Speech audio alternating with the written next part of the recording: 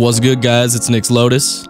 Sorry for the deep, luscious voice. I've got a bit of a sore throat. With 16 cards, you should spend your next $20 on. And I know you're not going to listen to a YouTuber tell you how to spend your money, but we do not care. So I hope that kind of cleared things up a bit. First, we've got Fury Stoke Giant from Shadowmoor at $2.74, which is eerily close to my high school nickname, Fury Stroke Giant. Yeah, boy. I was a lonely motherfucker. Fury Stoke is 3 and 2 red for a 3/3 giant. When it enters the battlefield, all your creatures gain the ability to tap and deal 2 damage to target creature or player, and it's also got persist. This thing in a token deck would take out an opponent easy. Next, we've got Great Unclean One from Warhammer 40k Commander decks. Damn it, I used the high school nickname joke too soon. At $1.25. 4 and a black for a 4/5. At the end of your turn, each opponent loses 2. Then for each opponent that has life less than yours, you get a 1/3 demon token. This is an Aristocrat deck's dream card. Def consider it. Next, we've got Bonfire of the Damned, which they should rename Burning Man into because that's way more metal of a name. From Avacyn Restored at $1.95. 2x and a red to deal X damage to target player and all creatures that player controls. It's also got Miracle for X and a red, so you top deck this thing and you can wipe someone clean off the table, real clean. Next, we've got Soul Herder from Modern Horizons at 85 cents. This thing was under my radar because of how good all the other rares and mythics were in this set. 1 a blue and a white for a 1/1 that gets a +1/+1 counter whenever a creature is exiled. And at the end of your turn, you blink one of your creatures. This thing is pushed, and compare it to Conjurer's Closet sitting around $7 right now. Definitely gonna pick one of these up.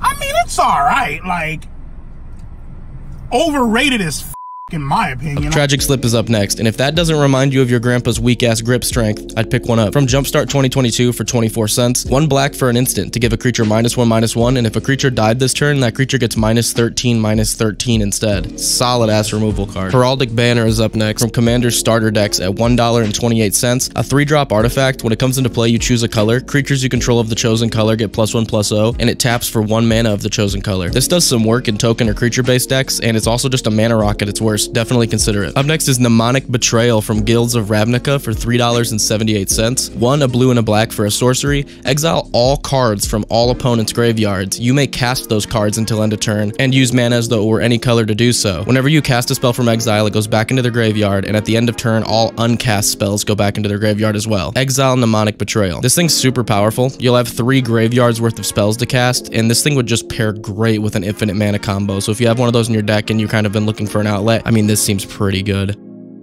Up next is a classic, Rampaging Baloths from Zendikar Rising Commander for 21 cents. 4 and 2 green for a 6/6. Whenever you play a land, you get a 4/4 beast token. This is an old school classic, and for 21 cents, I think you should try it out in your token deck or even your green stompy decks. Up next is Liliana's Standard Bearer from Starter Commander decks for 19 cents. 2 and a black for a 3/1 with flash. When it comes into play, draw a card for each creature you control that died this turn. Great response to board wipes, or just in an Aristocrats deck, this thing does work. Up next is March of Reckless Joy from Kamigawa Neon Dynasty. X and a red to exile the top X cards from your library. You may play up to 2 of them until the end of your next turn. You can exile any number of red cards out of your hand when you cast the spell to make the spell cost 2 less for each red card you exile. Maybe in a Prosper deck, even outside of a Prosper deck, a Mind Spring in red seems pretty good that you can make cheaper with other red cards. If you're running Commune with Lava, just replace it with this for sure. Up next is Endray's Forerunners from Game Night's Free-For-All at 17 cents for some reason. 5 and 3 green for a 7/7 with Vigilance, Trample, and Haste. When it enters the battlefield, creatures you control get +2/+2 and gain Vigilance and Trample. This is a definite game ender in creature and token decks, and if you don't want to spend $25 for a Crater Hoof, this will probably do the trick 90% of the time. Up next is Wild Growth from 5th edition for 44 cents. 1 green for an enchant land. When enchant land is tapped for mana, add an additional 1 green mana to your mana pool. 1 mana for 1 mana.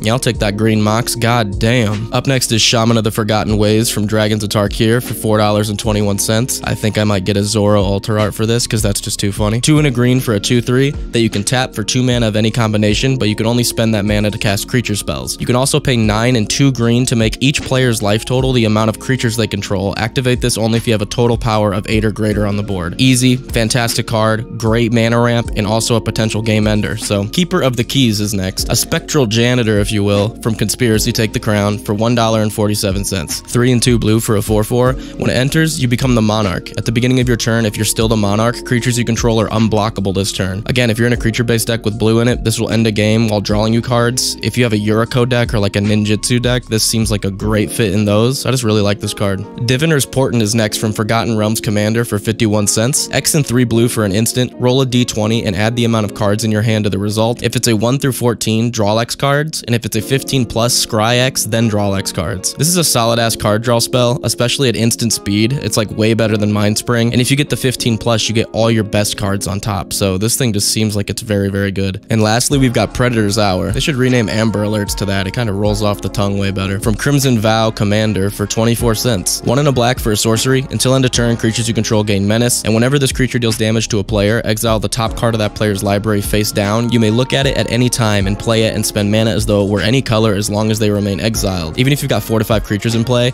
giving them menace and getting card advantage while also tearing up the opponent's deck is tons of value, and I absolutely love this card. If you wanted to buy all of these cards, your grand total would be $19.70. And as always, I am making you spend your money on this. Much love, guys, and go play some Magic.